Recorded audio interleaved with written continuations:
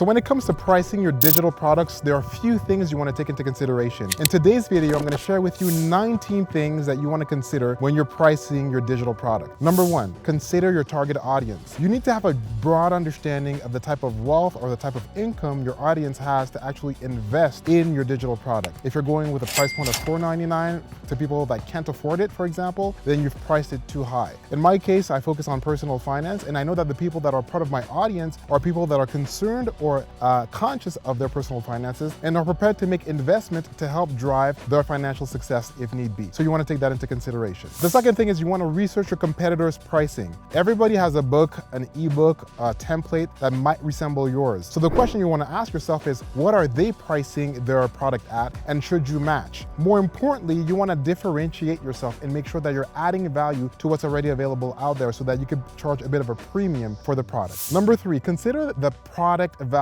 as a whole. When you're thinking of the product value, don't only think of the time it took you to actually build the widget or build the product itself, but consider the problem that it's solving and charge for that. As a consultant, for example, I don't only charge for my time, I charge for the business problem that I'm actually solving. And in a lot of cases, that is leveraged by the years of experiences that I have. Number four, use tiered pricing. What I mean by tiered pricing is simply bundling pricing and using a pricing schedule that matches, for example, the holiday season, the time of the year, and pricing bundles. Maybe you're offering 2 or 3 assets or products at the same time and offering a competitive pricing for those. Number five, account for production costs. So oftentimes the product that you're going to sell, the digital asset that you're going to sell, is going to require some investment of not only time but resources. So you want to make sure that what you are building and what you are selling accounts for the value and the cost of the actual asset because of the cost of the resources, the software, the engineering resources, the design resources that you've had to put in order to build that actual product. Number six, start with an introductory pricing. And so what I mean by that is, if you're launching this product for the first time, try it out at a certain price point and see how the market and your audience responds to it. And then simply make adjustments as you move forward. It's very rare that products of any kind start out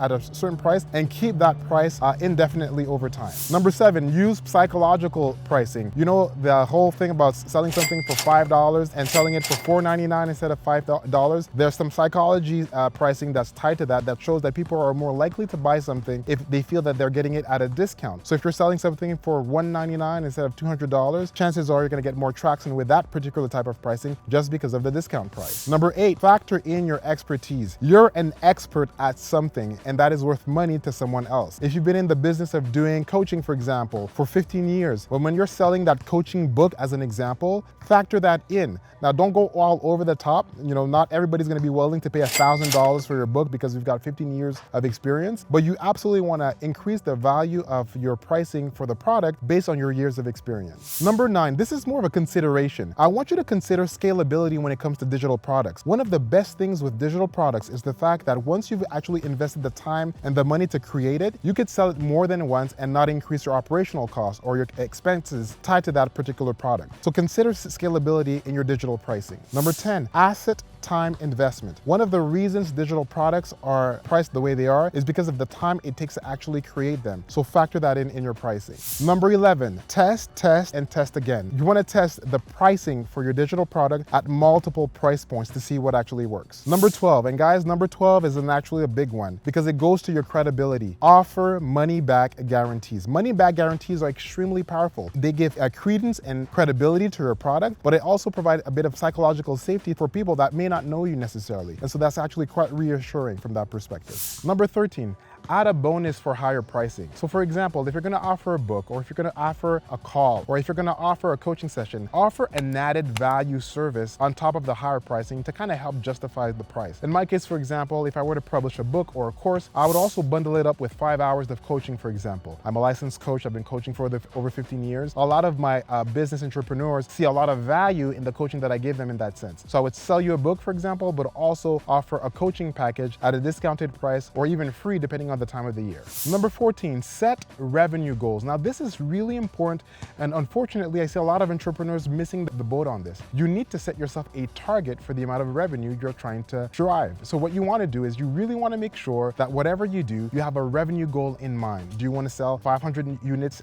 in 2025? Do you have a $10,000 goal over time? Whatever that target is, set it and then work towards it. Number 15, align the pricing with your brand. You know, when you go to the dollar store, you're not too concerned about the quality of the branding. You're not too concerned about the quality of what you're purchasing, and you're often not worried about the brand of what you're purchasing because you're buying stuff at the dollar store. The same thing happens with the pricing that you are doing with regards to your particular product. Associate your pricing to your brand, because the truth of the matter is the higher your pricing, the more distinguished your brand ought to be. So make sure that you take that into account when you're pricing your product. Number 16, factor in sales channel fees. If you're selling something online for $9.99, but Shopify, for example, or Etsy has a charge of $4.99 for the product that you're selling, then your net profit is going to be something like $3.99 or $4.99. So you want to price your product accordingly and take the sales channels fee into consideration. Number 17, I want you to test for pricing elasticity. And so pricing elasticity simply means that you want to have a pricing that can go up and down throughout the year. There are about 11 statutory holidays in North America, and oftentimes digital products are going to be discounted at any given time during the year. So you want to run certain tests and certain promotions